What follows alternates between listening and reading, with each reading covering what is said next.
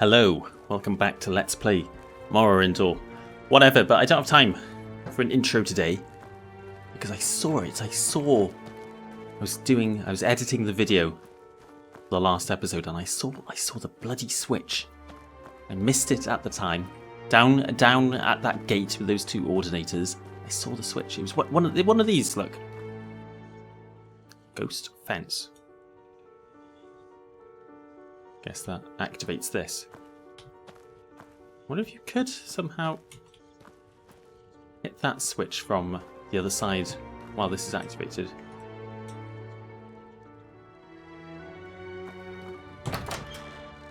Anyway, I saw a switch and I never moused over it. I'm pretty sure it's it. So we're gonna go. Forget everything down there. I did have a look for the last episode I did in Necrom. I couldn't find it. I can't remember when I was last here. No idea. But it doesn't matter. Doesn't matter. I have been down in those crypts. I'm sure there's some cool stuff down there, but we've got bigger objectives. I'll show you.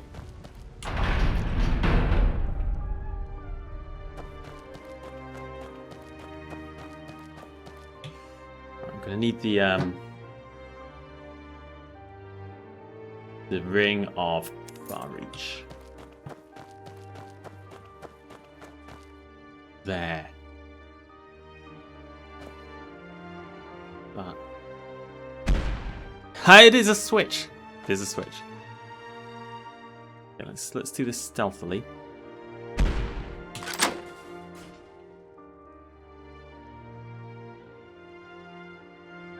Okay.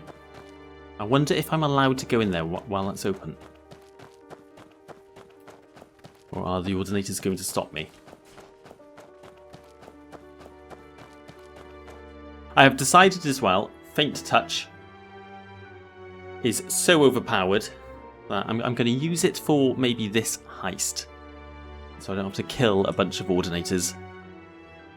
But after that, maybe the enchantment's unstable and the glove destroys itself, but I'm going to get rid of it after this heist.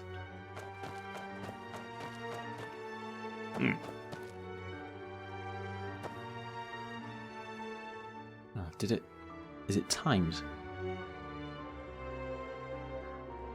So this one's going to open that one, okay.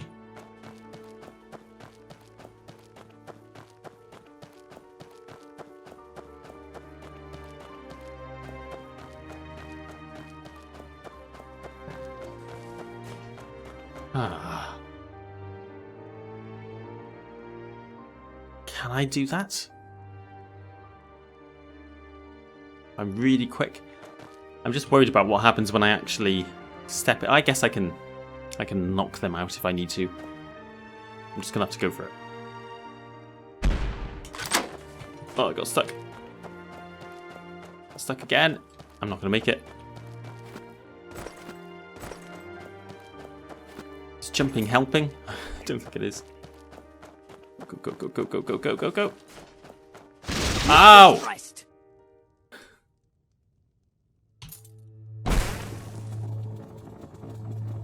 Damn it.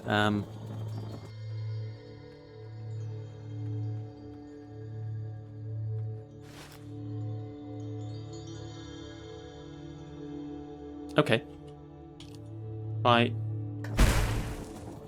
If I mark by there.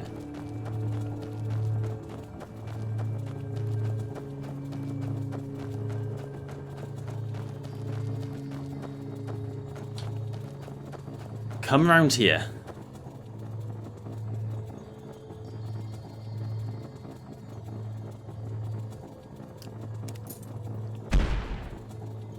Open that. Recall. Let fire consume thee. Okay, yeah, they are angry. Intruder in the temple vault. You're trespassing on sacred ground, Outlander. Surrender your stolen goods and serve your sentence at hard labor. Come with me. Ooh, I can't even pay gold for this. Okay. Hopefully Faint Touch works on these. Knock these two out, and then I'm in.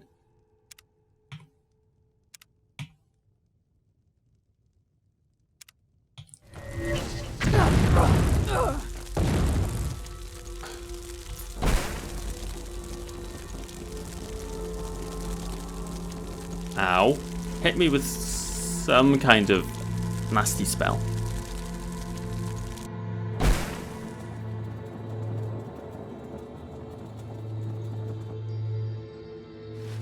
Oh, and now I should just mark it in here, shouldn't I? Okay, we are this. Oh, yeah, I can open these to get out. Get out if I need to. Was it? That's an ebony longsword. If I take that now, I'm just gonna get a bounty.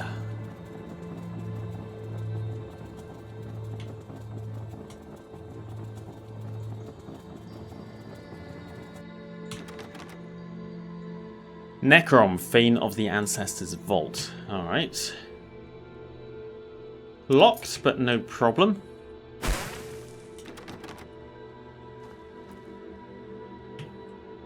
Yeah, I'm getting a bounty for this. Oh, I've got a big bounty.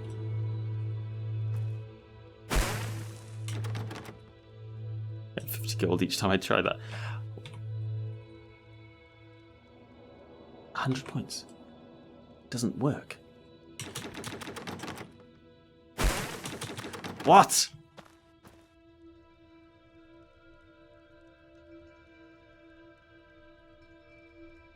Is it locked? Is the lock level over 100? Is that even possible? I can't see because I think I've modded that bit of the UI out of the game.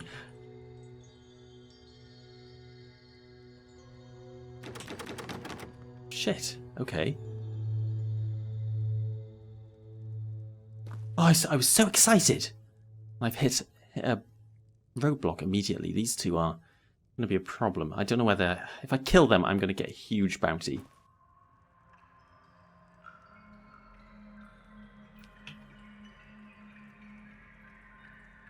Can I? Can't enchant anything now. Okay.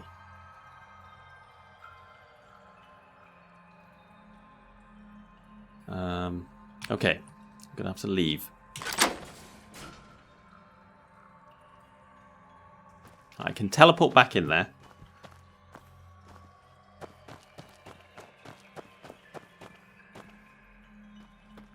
Let's just see if I can get out of here without attracting any more attention.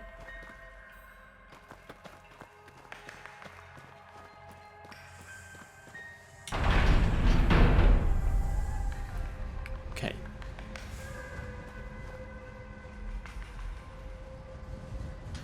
Okay. Can I make an enchanted item? What have I got here? Capacity 50. How expensive is the open spell?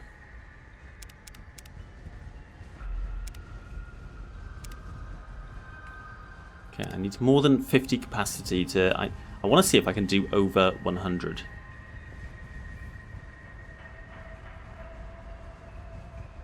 Belial's telepathy amulet. I can't use that. Does have a very good capacity though. What about the scrolls?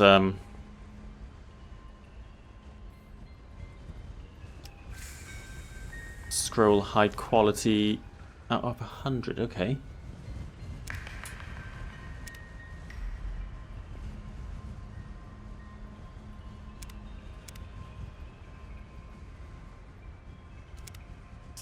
So I can go up to...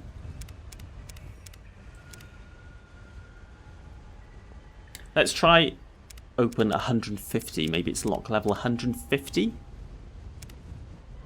I've never had to deal with a lock level over 100. I'm not sure if that's how it works or if this is a weird scripted door, but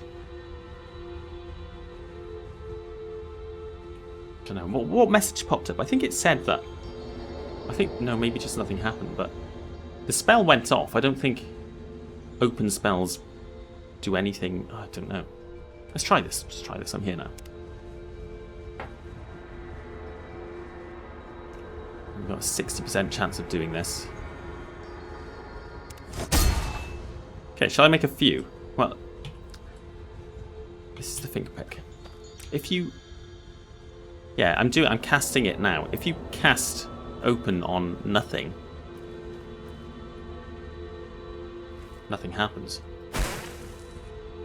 It does on a door, even if it's not locked. I need to find something that's like an activator and try and open spell on that and see if the spell does that and makes that noise. It doesn't here. Okay, let's carry on with this plan. Let's got one. Let's make another one which is just as high as I possibly can make it. Like open, what was it, 168 or something like that?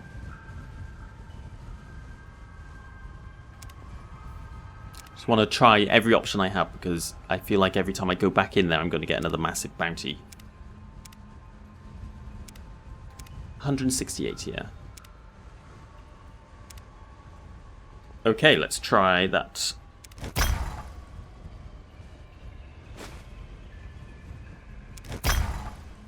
Come on. Okay.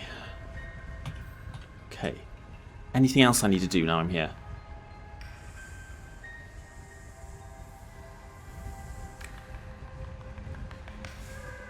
No. Alright. Amulet of Recall.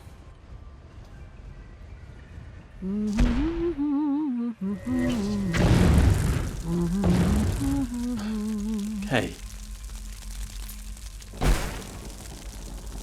Got them both down again. This is a nasty spell that they cast on you. What is it? Fiery Consolation. 0 points, 1 point. Don't know what that means.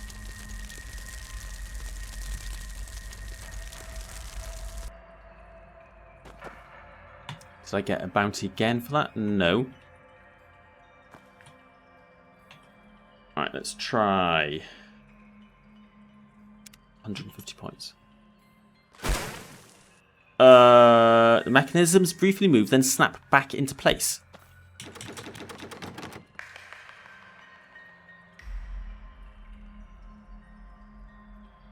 Okay, that's really weird.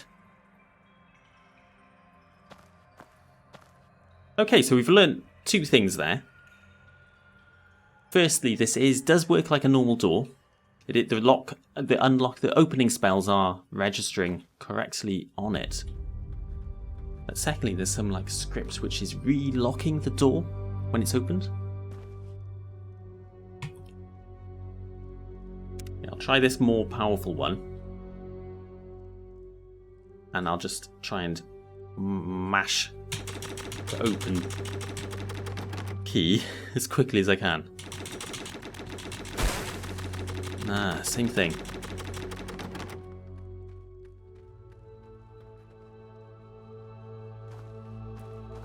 Damn.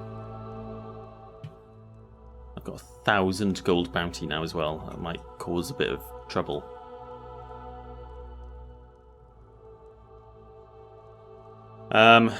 Shit. Now I wonder if maybe like an open spell of like 200 points would work. Because, like, you know, going over 100 has had an effect here, so maybe like a powerful enough opening spell would work, but that's about as powerful as I can do at the moment. I don't really want to leave Necron and come back.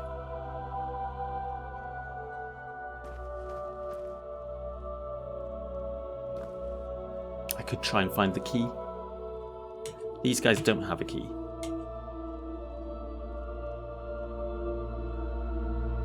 Very useful, I can tell that they don't have a key. They don't have a key. Is there a key here? Gideon's Eye.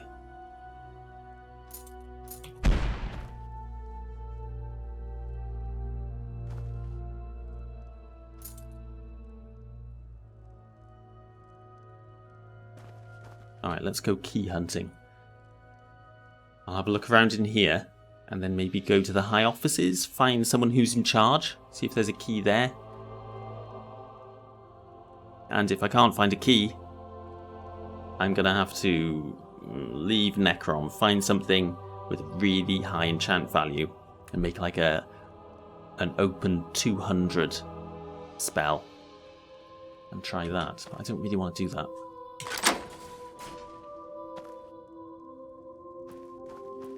I was so sure I was getting in there. Fingerpick has never failed me. I've never encountered a lock I can't open. Right. The Ordinator's just going to come right at me now. Okay. Right, this does detect keys, doesn't it? Yeah. Lethrin here, he doesn't have a key. Right, any keys knocking about? Ah, Ordinator's coming. Okay. Let's just be quick.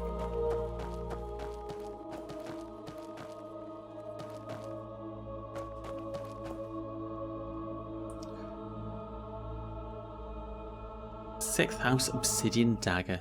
Very cool. That is Sixth House Sickle. I remember seeing that before. Oh shit. He lost me. Let's get out of here.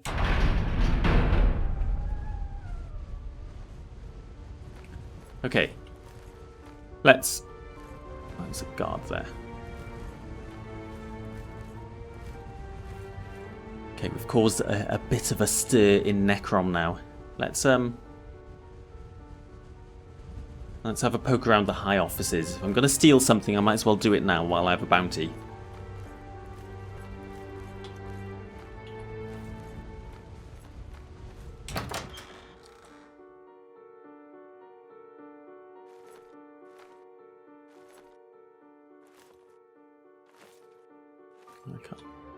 Okay, enchanted thing keys I'm looking for though.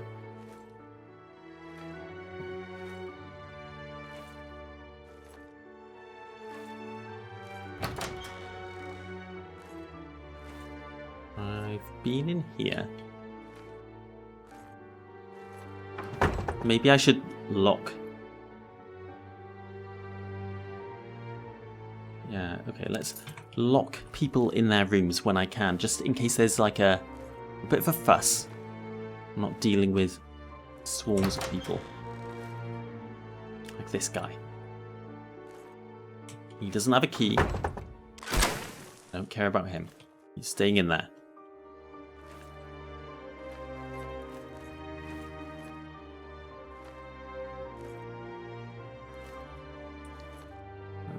Go downstairs first.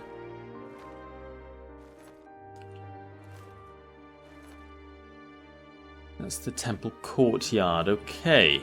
Oh, it keeps going down.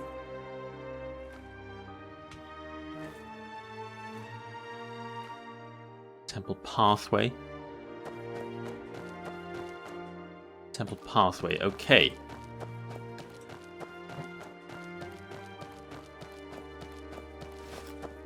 I feel like if there's a key, it's going to be in the high offices. Or maybe... Well, I couldn't see it in the temple itself. Maybe like the vaults or something. You do not have a key. Just stand here. Nobody will notice. She's trying to not get noticed by the thief. She's probably heard that there's a disturbance in the temple. Uh-oh.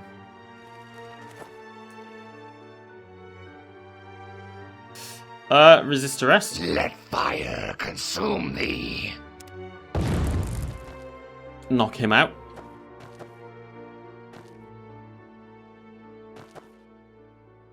You didn't see anything. You will suffer greatly.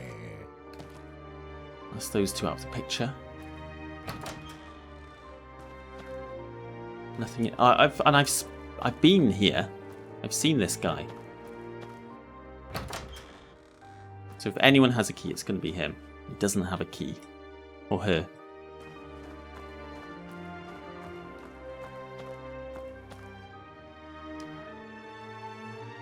shit.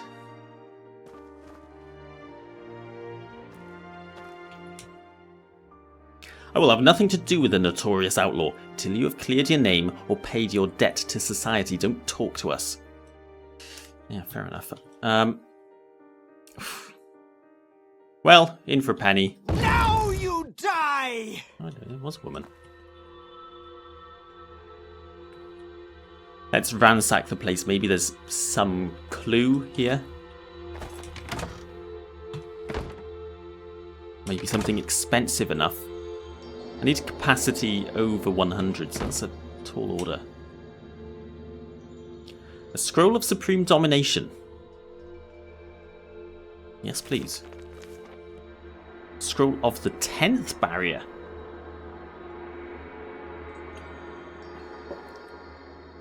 Poison on self, paralyze on self. Blind, it's not very good. Seems rather unstable. I've never seen a Scroll of 10th Barrier. I'll have that. Restore magic. Restore. I might as well. Now you die! Oh, I didn't get a bounty for that.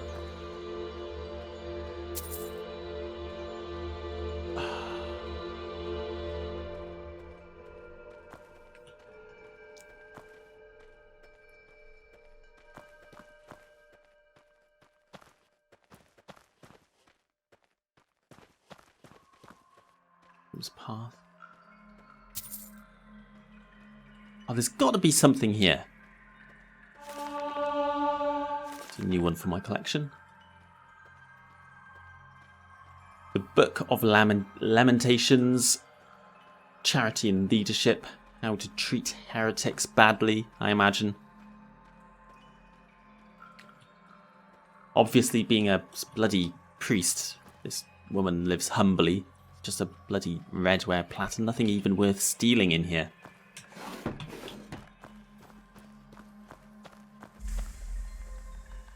Yeah.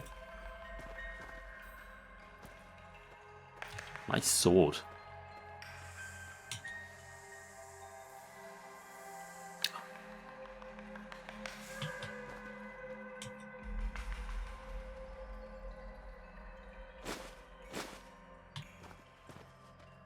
Is that it? Oh no, I can't pick it up now. Oh shit. Oh no. Oh no! Why did I do that? I was wondering why I wasn't detecting a key. Oh, I can't remember what it was called.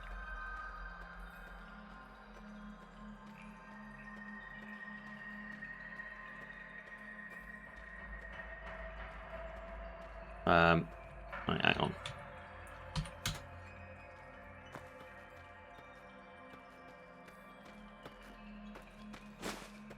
There we go. Hopefully no one's fell through any floors then. Necrom Temple Key S. So why wasn't that coming up as... Why wasn't I detecting that? Let me just test something.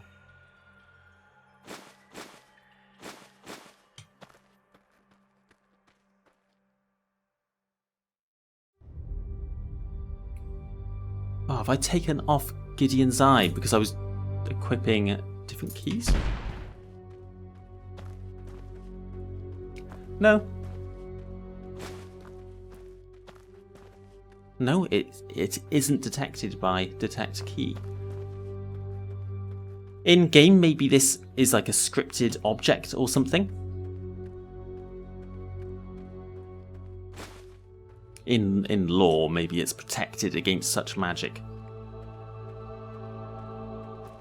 That seems... 40 potions.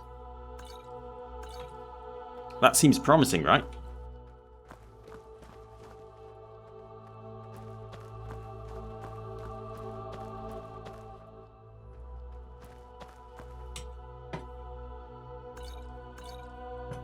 Okay, let's go give that a go. I can just teleport there. Anything else? There's nothing else here to steal. I'd like his sword, but I'm not going to kill him for it. Oh, hello. I thought I locked you in your room.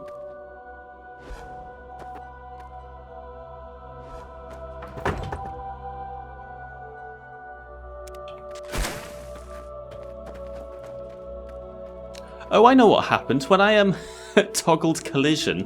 When I toggled collision to pick up the key, he phased through his door, didn't he?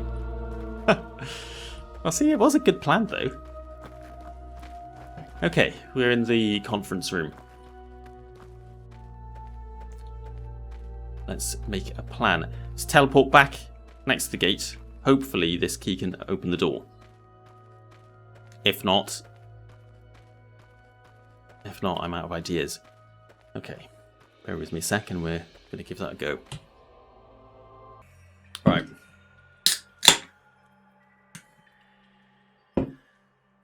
Okay. I really hope this works.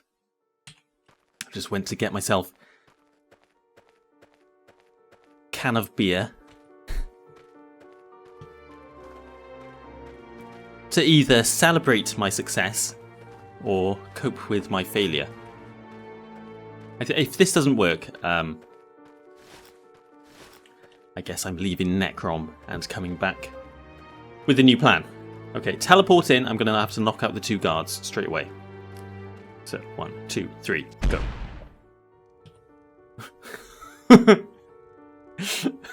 Just right there. Yes. Hi again, fellas.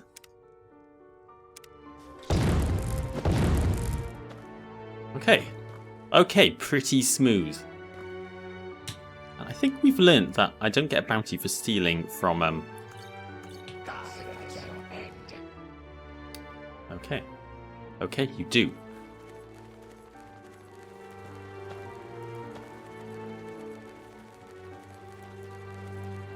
Right, there's the there's the other Ordinator trying to find a way down here. He is fuming up there. Oh my god. Okay, okay, let's do it. Let's please work.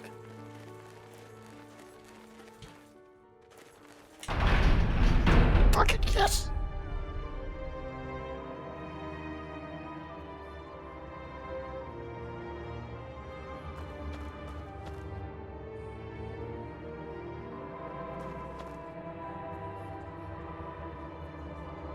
Okay.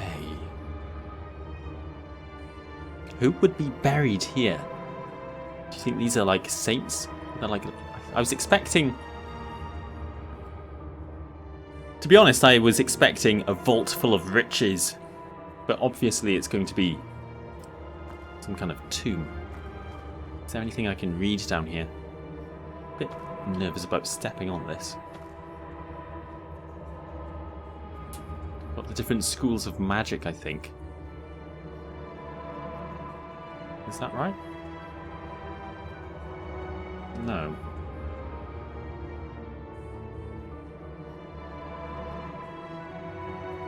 Oblivion? That's not like the Tribunal, though, is it? That's not... Huh?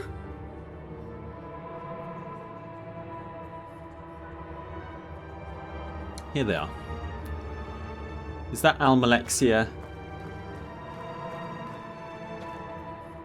Sathil? And Vivek, perhaps? Okay, it might be something like that. The 3 triangles represent the Tribunal. I don't know what the smaller ones are.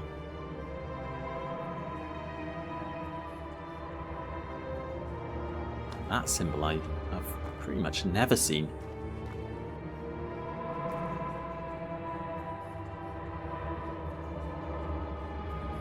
One, 2, 3, 4, 5, 6. 1, 2, 3, 4, 5. Maybe it's not the Tribunal. Maybe there's 6 people buried here, and the 6 symbols representing one each. I don't know what this is, though. I can't interact with that. I could probably decode what the letters are on the side of this. They're all unique.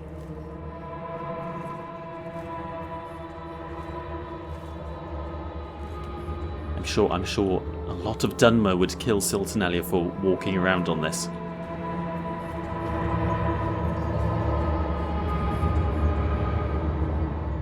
Stuff gets very loud by here. Nothing happens.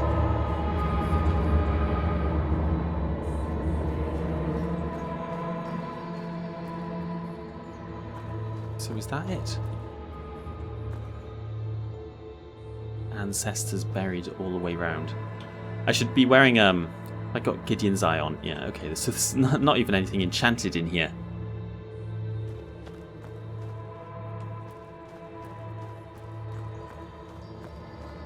Okay. Okay, there's more.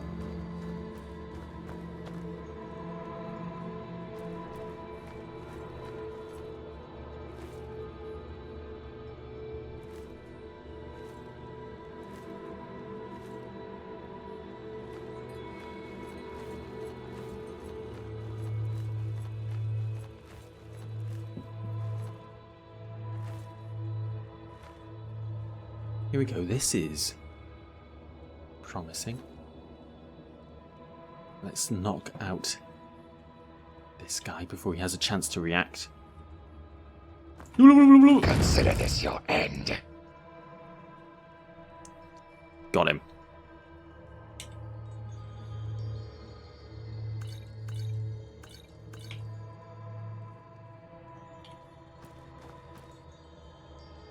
A caution to disciples.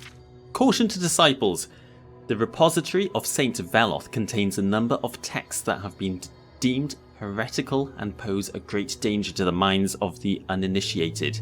These texts are preserved here only so that they may be studied by the orders of the Doctrine and Inquisition to better protect the faithful. Those that seek the words of Almzivi find them on the central dais. Those that seek to pay homage to Veloth, the pilgrim, find a shrine at the back wall. Boring and boring.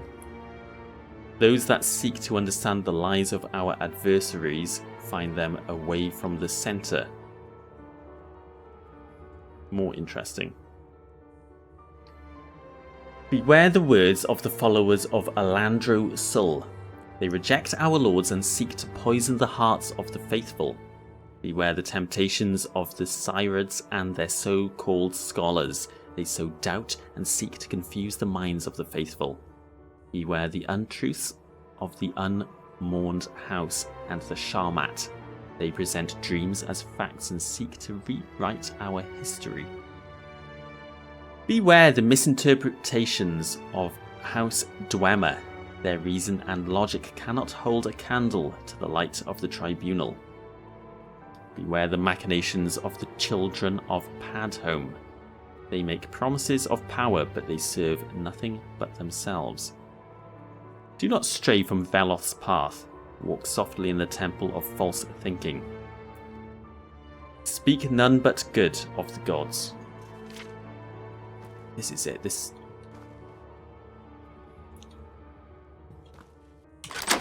is going to be some juicy stuff in here.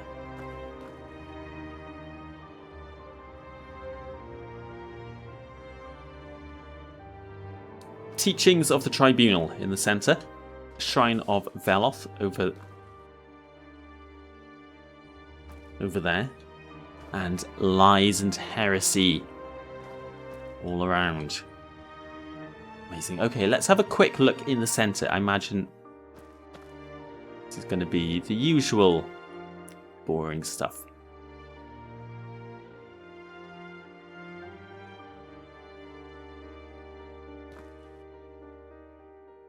Yeah, I think I've read or own a copy of pretty much all of these.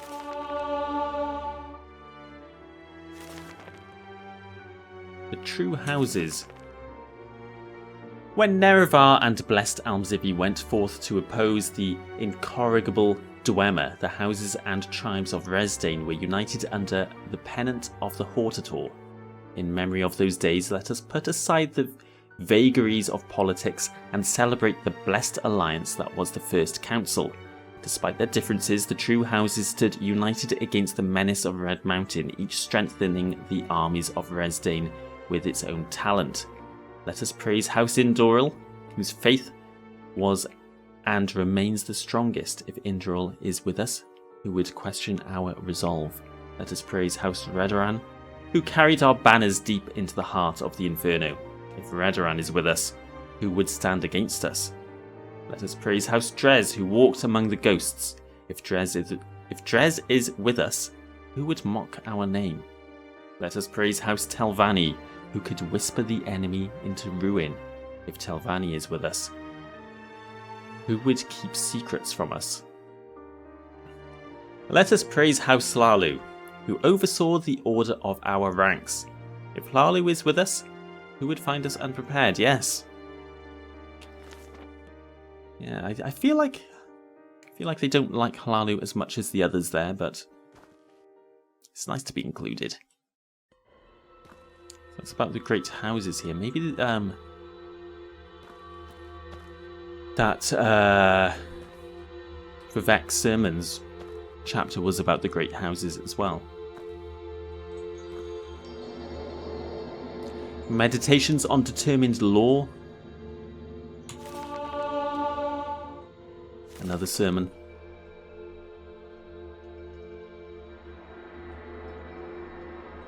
Regret. Formalities of mirth.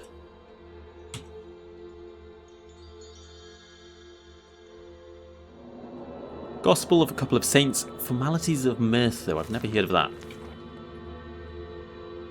Gospel of St. Veloth, Volume 2.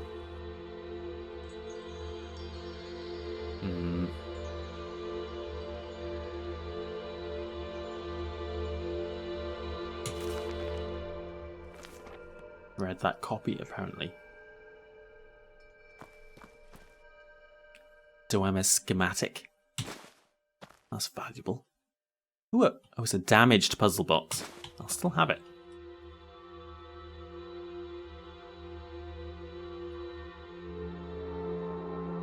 Dwemer stuff by here then. The Tunak's Fire and Faith. This book is a translated account of Nchunak's travels among the various colonies of the Dwemer, explaining the theories of Kagrenak. I made inquiry as to the state of enlightenment among the people he spoke for. He answered that with respect to the theories of Kagrenak, there was but one scholar near who could guide the people through the maze that leads to true misunderstanding. He informed me, however, that Kurakar, the precepts of Kagrenak, were taught, that in Kurakar, he said that nothing pleased him more than to see the Dwemer of Kurakar, the most learned people in the world, studying Kagrenak's words and giving consideration to their place in the life to come, and where neither planar division nor the numeration of amnesia nor any other thing of utility was more valued than the understanding of the self and its relationship to the heart. Don't really understand what that means, but it's referencing the heart of Lorcan. Got Kagrenak. He made Kagrenak's tools. We've got Keening at home. I was gracious enough to receive this as a high compliment, and, removing my helm, I thanked him and departed with an infinity of bows.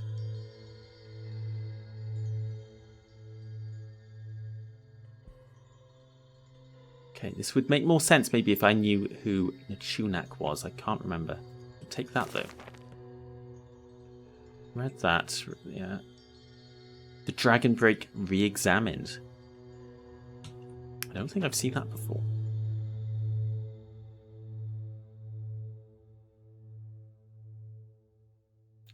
Vvardenfell's Epidemic Corpus. A little section on Corpus over there. Dragon Break Re-Examined. Okay, so this is going to be a bit of a reedy episode today. Apologies, but this is just all fascinating. I think I'm gonna... This is pretty dense, but let's do it. Let's just dive straight in.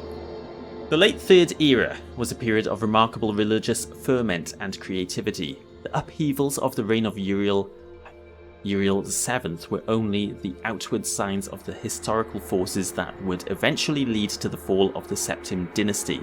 The so-called Dragon Break was first proposed at this time by a wide variety of cults and fringe sects across the empire, connected only by a common obsession with the events surrounding Tiber Septim's rise to power, the founding myth, if you will, of the Septim dynasty. The basis of the Dragon Break doctrine is now known to be a rather prosaic error in the timeline printed in the otherwise authoritative Encyclopedia Tamrielica, first published in the Third Era, year 12. During the early years of Tiber Septim's reign, at that time, the archives of Alinor were still inaccessible to human scholars, and the extant records from the Elysian period were extremely fragmentary. The Elysians had systematically burned all the libraries they could find, and their own records were largely destroyed during the War of Righteousness. The author of the Encyclopedia Tamrielica was apparently unfamiliar with the Elysian year, which their priesthood used to record all dates. We now know this refers to the length of the long vision trances undertaken by the High Priestess, which might last anywhere from a few weeks to several months. I don't know where this is going. I'm kind of lost here. Based on an analysis of the surviving trance scrolls, as well as murals and friezes, I don't know that word, and friezes from the Elysian temples, I estimate that the Elysian Order actually lasted only about 150 years, rather than the famous 1008 years given by the Encyclopedia Tamrielica. The mystery of the millennial plus rule of the Elysians was accepted but unexplained until the spread of the Lorcan cults in the late Third Era, when the doctrine of the Dragon Break took hold. Because this dating and explanation was so widely held at the time, and then repeated by historians down through today, it has come to have the force of tradition. Recall, however, that the Third Era historians were already separated by the Elysians from the Elysians by a gulf of more than 2,000 years. The history was still in its infancy, relying on the few archives from those early days. Today, modern archaeology and paleonumerology have confirmed what my own research in Elysian dating first suggested, that the Dragon Break was invented in the late Third Era, based on a scholarly error fueled by obsession with eschatology and numidianism, and perpetuated by scholarly inertia. I'm feeling some scholarly inertia right now. No, not inertia. Inertia is the opposite of what I mean. I mean, Jesus Christ, that was a long, boring book. I thought that was going to talk about the Dragon Break, not dates and how everyone's just wrong about it. Sithis. Cannot read during battle. You lob it on the floor. Sithis is the start of the house. Before him was nothing, but the foolish Altmer have names for and revere this nothing. That is because they are lazy slaves. Indeed, from the sermon, stasis asks merely for itself, which is nothing. Sithis sundered the nothing and mutated the parts, fashioning from them a myriad of possibilities. These ideas ebbed and flowed and faded away, and this is how it should have been. One idea, however, became jealous and did not want to die. Like the stasis, he wanted to last. This was the demon Anuel, who made friends, and they called themselves the Daedra. They enslaved everything that Sithis had made and created realms of everlasting imperfection. Thus are the Daedra, the false gods, that is, illusion. So Sithis begat Lorcan and sent him to destroy the universe. Lorcan, unstable mutant. Lorcan had found the Adric weakness. While each rebel was, by their nature, immeasurable, they were, through jealousy and vanity, also separate from each other. They were also unwilling to go back to the nothing of before. So while they ruled their false dominions, Lorcan filled the void with a myriad of new ideas. These ideas were legion. Soon it seemed that Lorcan had a dominion of his own, with slaves and everlasting imperfections, and he seemed, for all the world, like an Daedra. Thus did he present himself as such to the demon Anuel and the 8 givers, as a friend. Go unto Sharmat Dagothir as a friend. I Herma Mora Altadun, Hadom Akan A High.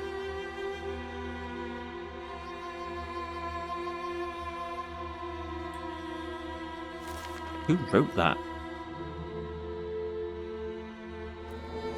I guess this desk is 6th House propaganda. Parchment and scrawlings.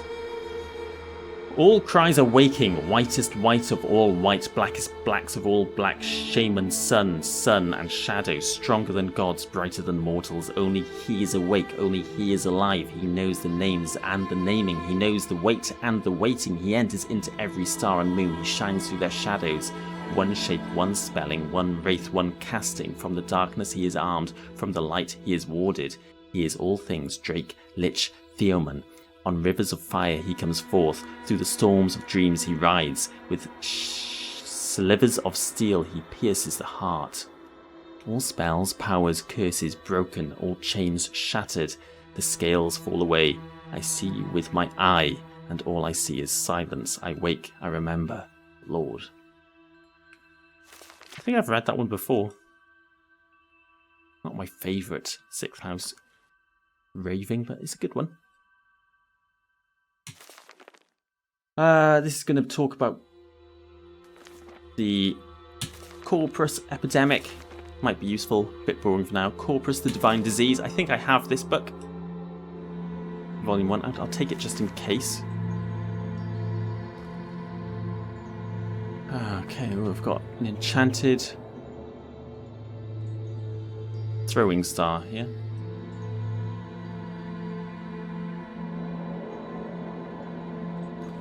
Right, next desk.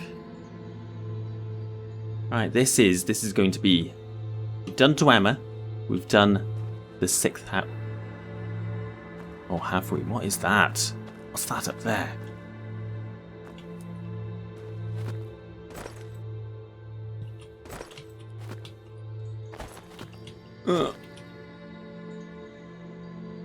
First Council Censor, 2nd Era, 622. Right, before I read that, I need to drink something because my throat is very dry. I've done a lot of reading.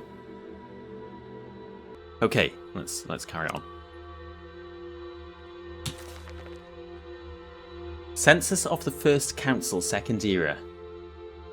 I am Yasur Rathiron, loyal servant of the Mage and Mystery. For my faith I have been tasked with an ordeal, which I aim to fulfill to the utmost of my capability.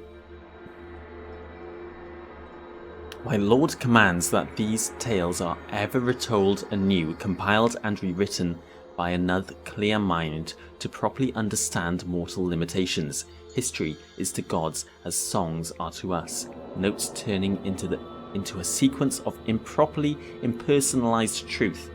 I do not blaspheme by claiming to understand these words, I merely record them as I was tasked to. I do not despair, for it is said among the elders that this ordeal has been fulfilled many times, once a generation, and each new interpretation was taken to the true city of Sathil, of which this congregation of buildings in the mortal world is a mere shadow. I am Yasur Rathiron, and I am writing this in the year 622 of the Common Era. What is this about? This is exciting. It's a long one. Buckle in.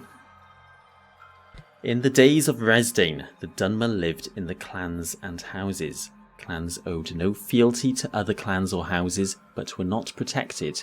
When a clan chose to serve or accept servitude of another, they became a house. A house with no fealty or lord was dissolved by its kin, to avoid shame and loss. The number of unhoused clans ever dwindled as Veloth's generation became ever more distant.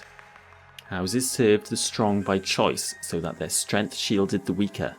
First they fought against the Dwemer, then against Ysmir's brood. Fealty was owed to the House Khans. When a Khan died, all fealty had to be sworn anew, or it was extinguished.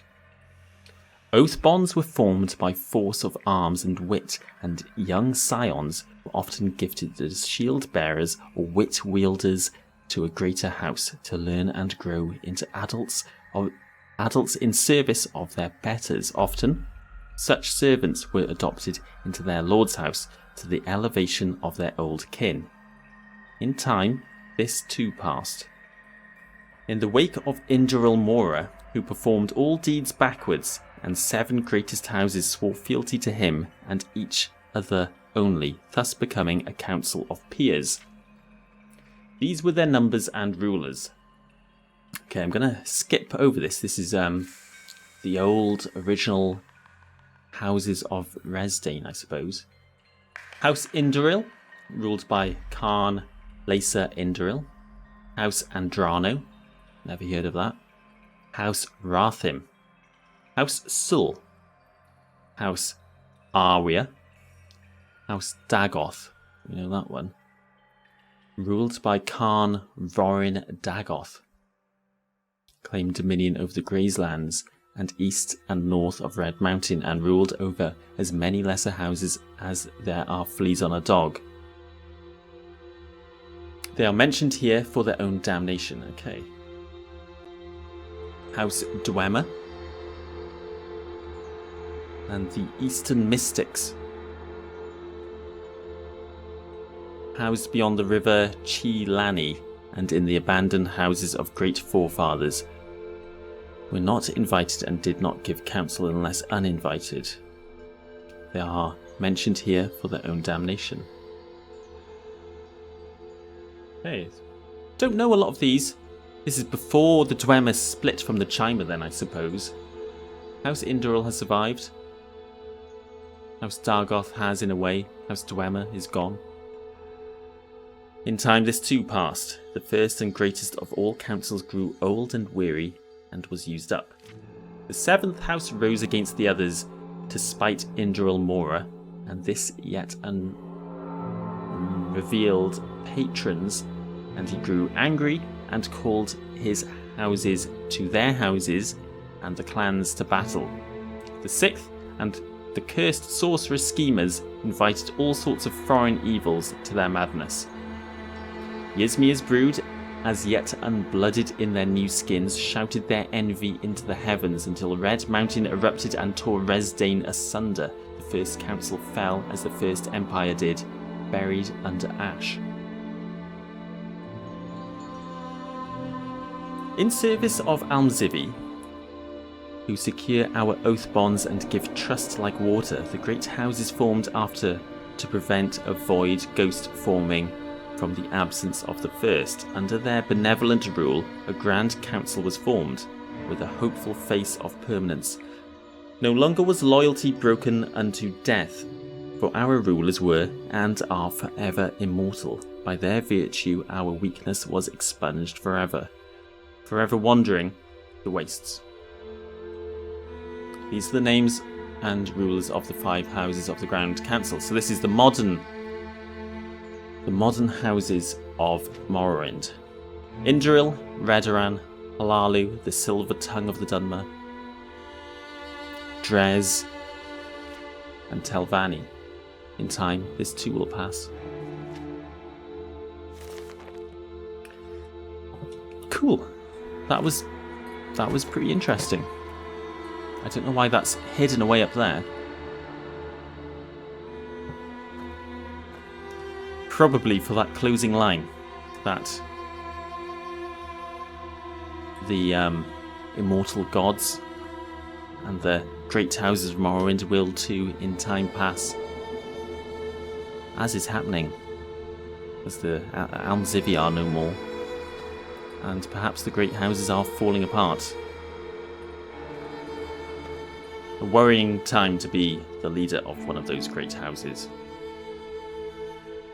Oh, that sounds like a juicy number. Crimes of the Tribunal.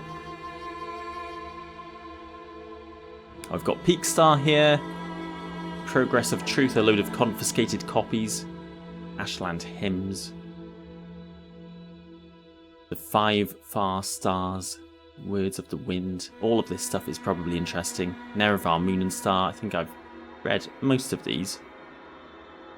Nerevar at Red Mountain. We have read Vivek's copy of that. Saint Nerevar. Not sure if I've read that. I'll take that with me. The Book of Lamentations. A Netch leather gauntlet. The Arcturian Heresy. 5 Songs of King Wolfhearth. What's that doing here?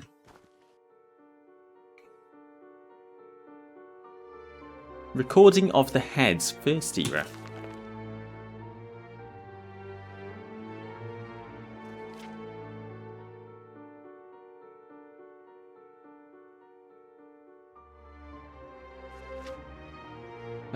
After a victorious battle against the Nords of Skyrim at Mandal's Vale in the First Era, the Redoran warriors participated in the age-old tradition of presenting the heads of their fallen enemies to the house's warchief.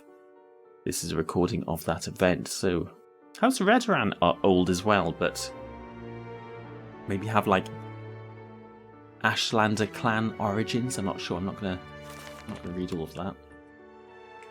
The battle at Red Mountain. Yeah, okay, these are the same documents that Vivek had. How to treat heretics. Oh God, okay. The Doubters, okay. Blasphemous Revenants. Ooh, a load of gold. What's that? The Battle of Molag Baron.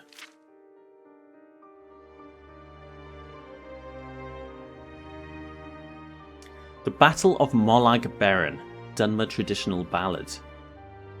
Did you come to hide from war, or come to herd the Gwar, or were you with the house guard at the Battle of Molag Baran? For I was there, and fought and cried and tasted blood and thunder. I stood in line with mace and shield, as Dunmer clan slew Dunmer. The guard of Redoran were bright arrayed for battle.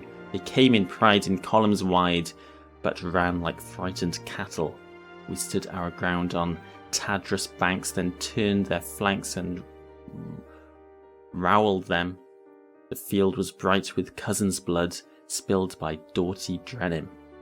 We lost some gallant gentlemen from ranks of Bray's house Drenim, and many a wandering widow weeps on the hills of Molag Baron.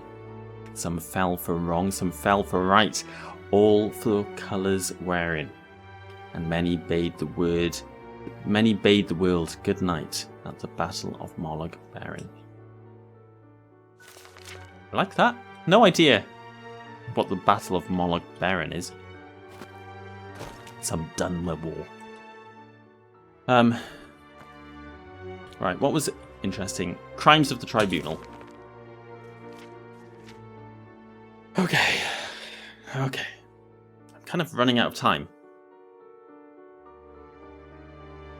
But this is all fascinating, important information. I'm going to take a minute to just gulp down some beer a second. Bear with me. Okay. Crimes of the Tribunal. The ancient times were those of freedom, times when Mer could do whatever they chose to do. They honoured the true gods. They lived as nomads, moving where they wished, when they wished. They simply lived their lives in freedom and conferred by a loose polytheism. More importantly, the Daedra did not directly interfere with the ways of people. The ascent of the mortal gods, however, uprooted the system and destroyed the old ways. By utilising a position of leadership in the battle against Dagothir, the Tribunes slew the saviour, the victor of Red Mountain. They robbed the heart of its powers, not meant for man or mer, and in doing so they conjured the devil into this world. But such a creation was necessary for the fledgling gods to assume control. They quickly established a theocratic system of control, a system which would taint every aspect of the culture of Resdayn and its people. By utilising Dagothir's existence as the threat, they wrested power from the old gods, the Daedra. The people needed tangible protectors, and through guile and deception, the gods of the Tribunal managed to assume that position. In order to maintain that kind of control, those reins around the necks of the people, the Tribunal established a strict moral code of conduct and a vast theocratic hierarchy to do their wishes. Furthermore, they created groups of elite murderers, ordinators and armigers to eliminate any who doubted the verity of their claims to godhood. To appear infallible, they killed. They spilled the blood of the truth-sayers to preserve their power. Finally, they performed minor feats of generosity to instill the conception that they loved and protected the people. Small donations and alms for the poor hardly make up for the crimes they commit to maintain power. But as long as they show the people only the positive aspects of their rule, they can do almost anything they choose. And of course, this is all ringing very true for Siltonelia. She's seen what these mortal gods are like up close. We've dealt with Almalexia, saw how she killed Sathil in the end, through jealousy and the corruption of power. And Vivek silently watched. Vivek just creeps us out, to be honest. He was very weird. Anyway, let's continue. The priests themselves are not without wickedness either. By arbitrarily naming a number of saints and employing the names of the tribunes, they robbed the commoners and great houses alike of their hard-earned wealth. I know, House Hlaalu's skint. We're meant to be wealthier, so it's all the temple's fault. Temple's taxes, you wouldn't believe it. They even force poor workers to pay for minor... Yeah, I know, yeah. You have to go to the shrines and pay for blessing. Blessings cannot be bought, but the temple persists in demanding those payments. Why? They wish... We've been saying this for years. Why? Why do you have to pay for blessings? They wish to preserve control through economics as well as religious rites. The allure of wealth would not be set aside from their minds either. What can ordinary commoners do to battle such a force? How can a man or a woman hope to stand against a mighty theocracy tied to the living gods? Simply ignore it. The temple system will cease to exist if it is not supported. If the people of Morrowind ignore the monster, it will simply fade away. The people will finally be able to reassume the pure, old ways. A simple life will bring freedom to us all. Now that book's a keeper. Progress of Truth. I'll take a copy just in case I don't have one at home.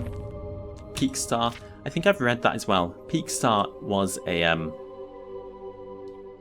probably the most famous false incarnate. Maybe it was a real incarnate who died. We don't know. Take that. Ashland Hymns. I think I have that, but... The 5 Far Stars.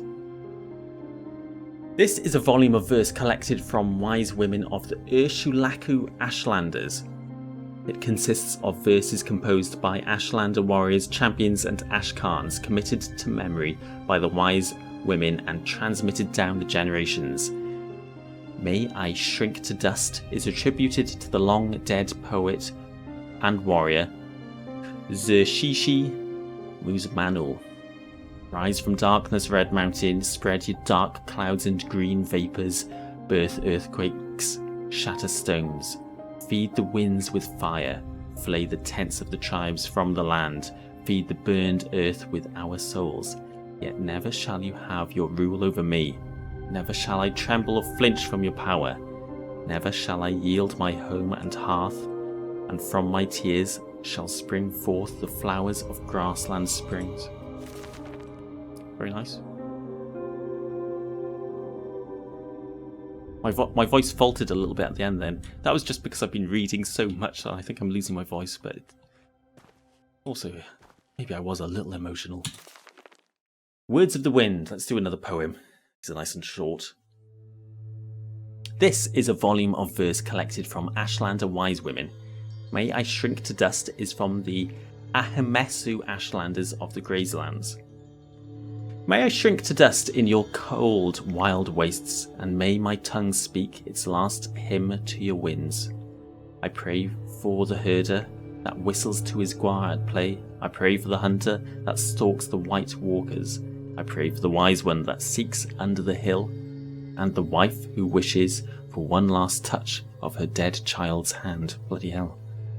I will not pray for that which I've lost, when my heart springs forth from your soil like a seed and blossoms anew beneath tomorrow's sun. No, Siltonelia, maybe I could see her becoming a poet, and she'd write kind of like pretentious,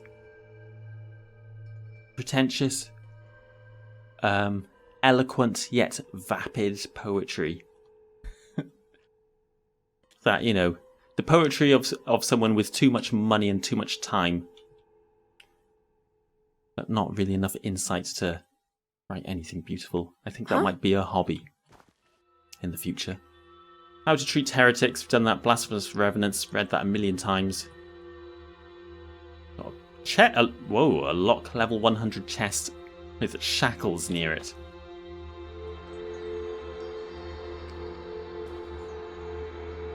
Mysteries of the Worm, and then we've finally got this one, which seems to be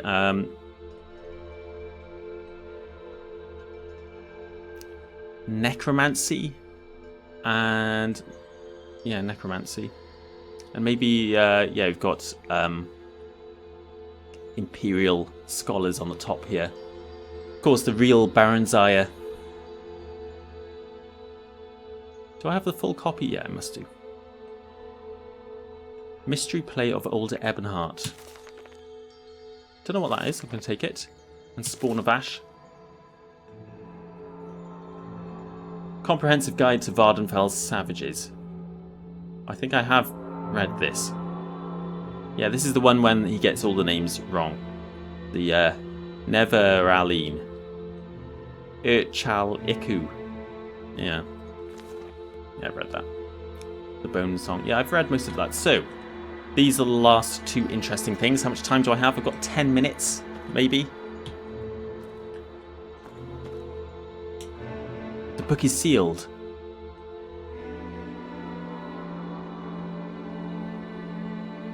Dolisi Rothala's Skull. Scroll of Sealing.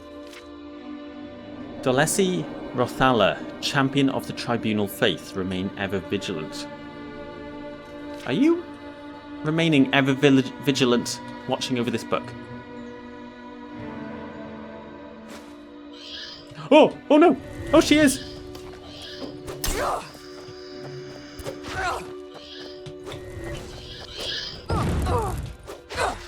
I'm gonna have your soul.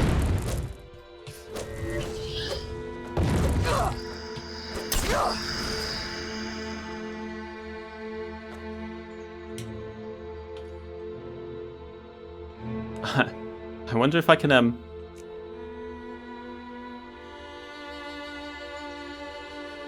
where did that end up? In Azura's Star. I can't do that. I wonder if I can enchant her own skull with her own soul, and just make her watch something else. Like maybe she can be like she can watch like my front door, kind of like a Tamrielic equivalent of a ring doorbell. Can accept Sultanelia's parcels. Oh, I hope I can do that. Okay, can I open this now then? I can. I have learned the spell Necromancer's Soul Trap. And some blasphemous stuff in here. If someone... it's going to be very hard to do watching this on YouTube, but God, I would love to translate this. Maybe if you can get it up on maybe the UESP, sometimes that has Tamriel Rebuilt stuff on there. I would love to know what this all says. And that's it, that's all there is of it. That's a terrifying little face poking out by there, isn't it? What was the spell? Necromancer's Soul Trap.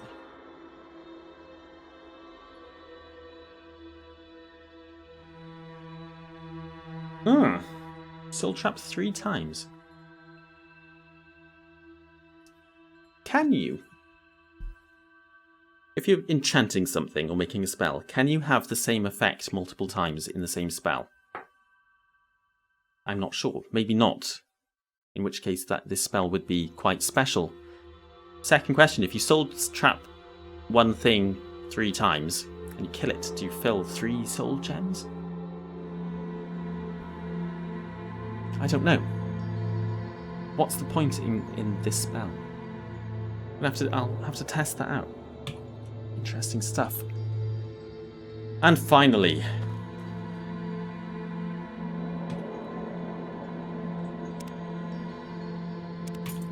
let's open that. A million-eyed insect dreaming. Oh my god.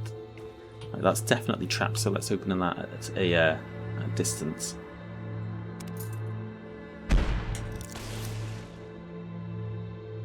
Okay, I think that worked. I'll have to put it on the floor to read it. A million-eyed insect dreaming.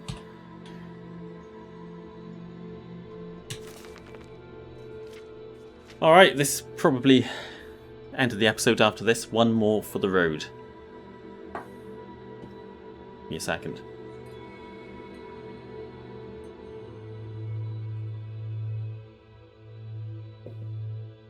A million-eyed insect dreaming. The 2 conquests of Veloth. Fragment. Doesn't sound interesting, but it must be important. With the sole exception of Dagoth Sharmat, they have fallen into the worship of the shapeshifter demon Almzivi. Okay, strong opening. Calling the Tribunal a shapeshifter demon. Once mortal, this hermaphroditic monster takes the form of 3 persons, each a caricature. I struggle with that word. Of one of the higher Daedra. That's right, that's talking about the anticipations, the Daedra which were worshipped before the Tribunal. The Almzivi first emerged as a dream-born doppelganger of Sul Alandro, the shield-bearer to the ancient Hortator Nerevar. In the middle of the First Era, the demon chased that saintly pair, known throughout Tamriel for their tragedy, into the heart of Balur, where the doom drum was lost under a blazing inferno of ash and flame. The murder of Nerevar was quick and without warning. To this day, the House Elves mock his memory with a false sainthood. He is depicted among them as a skeleton hung up by the feet. Alandro witnessed this crime, and at the gates of the pit, where the greatest Leviathan ghosts of the once dawned reside, the son of Clan Sul stood against his double, clad in chitin and ancestors' ash. His thoughts were blasted from his skull by Almzivi, and the things he had witnessed were forever splayed across his chain hood, the Wraith Mail. Over time, this hood was broken into links, and the links into ringlets, and the ringlets were crafted into piercings, so that now every Ashkan and Mabragash of even the most provincial gathering of the Netch leather yurts hears the holy whispers of Sul Alandro in their ears. That is an amazing image there. So that's, I guess Alandro was like some famous Ashlander. And something happened to him, killed him, blasted his memories into his wraith mail, maybe like his armor, and then that armor was broken apart into individual rings which Ashlanders now wear as jewelry, so they can hear like the whisperings of their ancestor. That's super cool. Love it. Anyway, what occurred then needs no explication, as the geological consequences of the Red Moment are recorded in the annals of all Tamriel's lettered cultures. Travelling through the Dreamtime, the demon Almzivi kidnapped and enchained the ancient prophet Veloth. That unspeakable monster put false doubts in his mind and seduced him by stoking these doubts.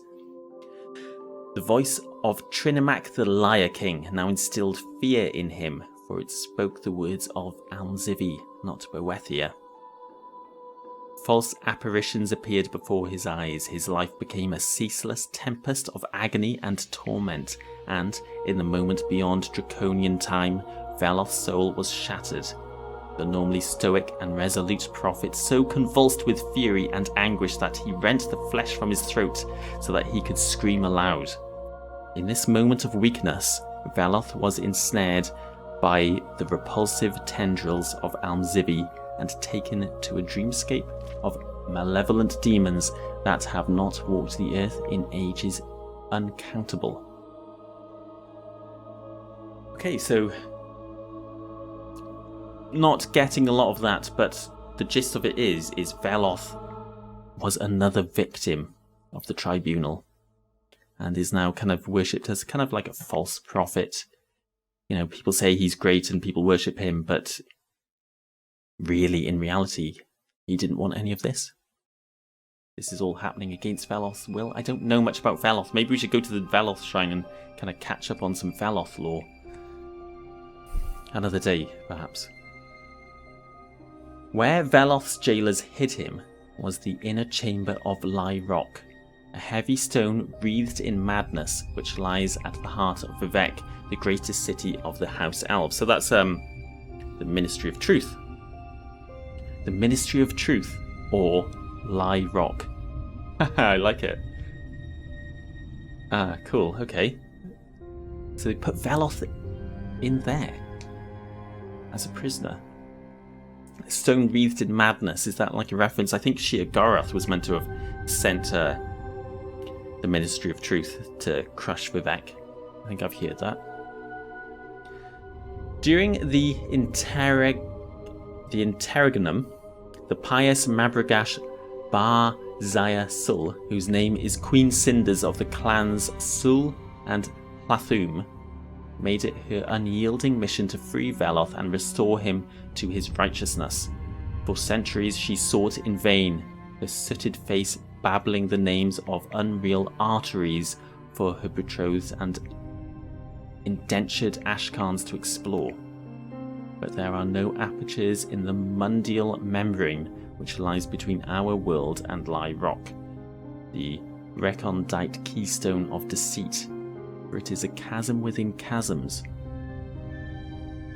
However, in a moment of clarity, as the Cyrodiil armies gathered against broken borders, the Wraith worshippers of her ancestor Alandro advised Bar Zaya to wait at a particular crossing of phantasmal planes across a tangential series of moments.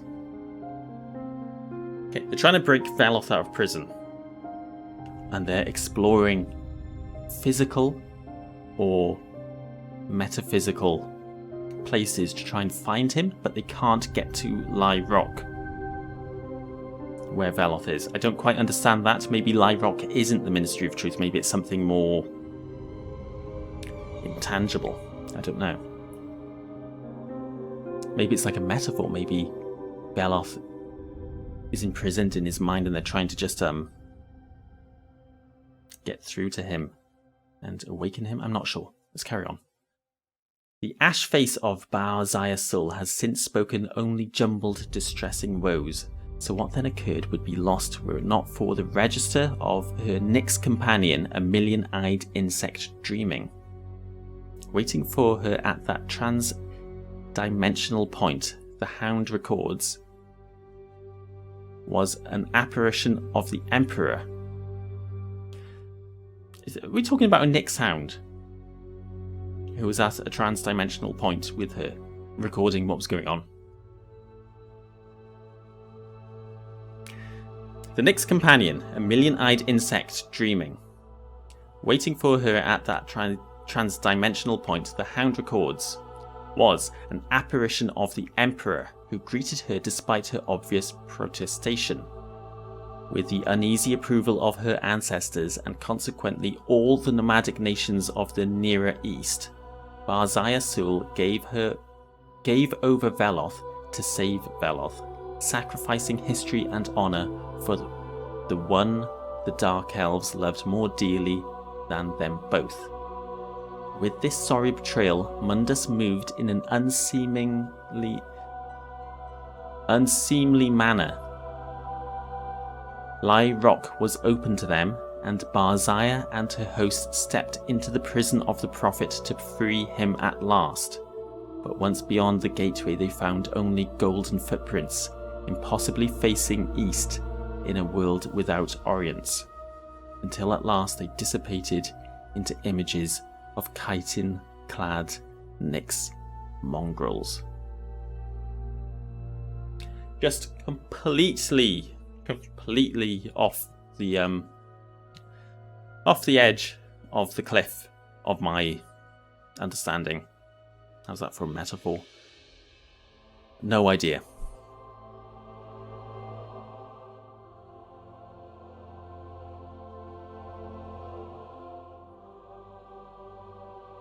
No idea. I might do some research into Veloth now and return to that book to try and understand it. That will be something I'll do between episodes, don't worry. But that was all some fascinating stuff. This is all cemented Siltanalia's doubts and dislike for the temple now. And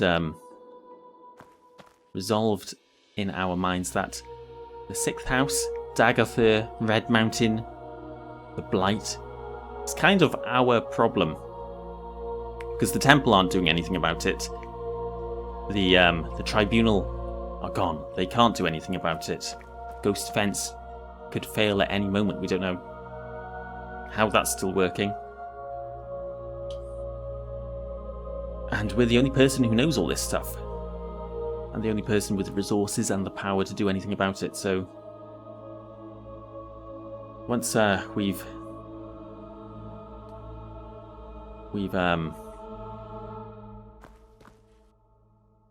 shored up, we've solidified House Hlaalu, regained our power.